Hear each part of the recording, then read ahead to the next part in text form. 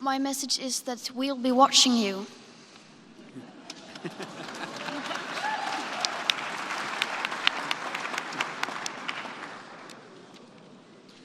This is all wrong. I shouldn't be up here.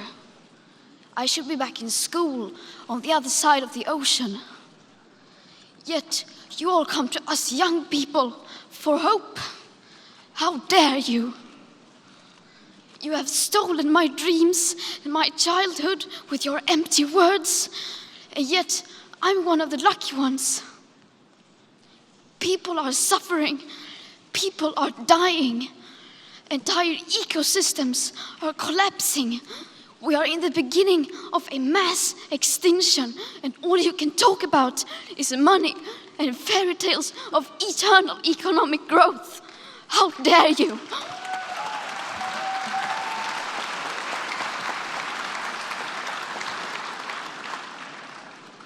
For more than 30 years, the science has been crystal clear.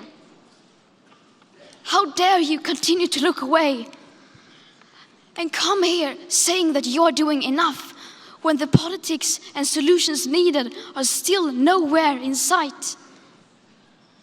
You say you hear us and that you understand the urgency. But no matter how sad and angry I am, I do not want to believe that. Because if you really understood the situation and still kept on failing to act, then you would be evil, and that I refuse to believe.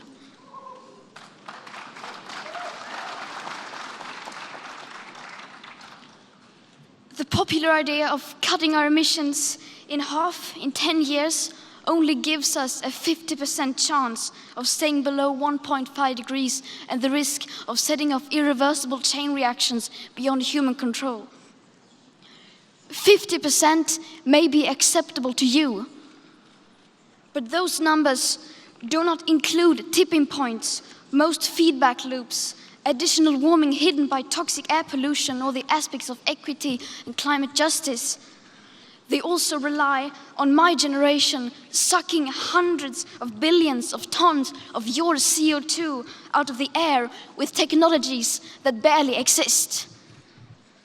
So a 50% risk is simply not acceptable to us, we who have to live with the consequences.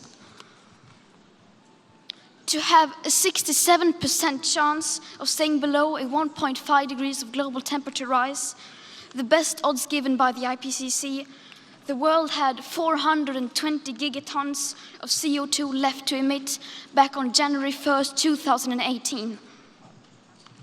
Today, that figure is already down to less than 350 gigatons. How dare you pretend that this can be solved with just business as usual and some technical solutions? With today's emissions levels, that remaining CO2 budget will be entirely gone within less than 8.5 years. There will not be any solutions or plans presented in line with these figures here today, because these numbers are too uncomfortable and you are still not mature enough to tell it like it is. You are failing us. But the young people are starting to understand your betrayal. The eyes of all future generations are upon you. And if you choose to fail us, I say we will never forgive you.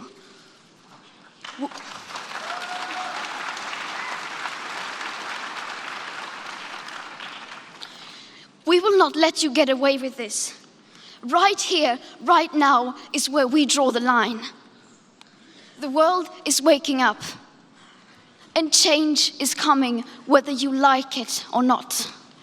Thank you.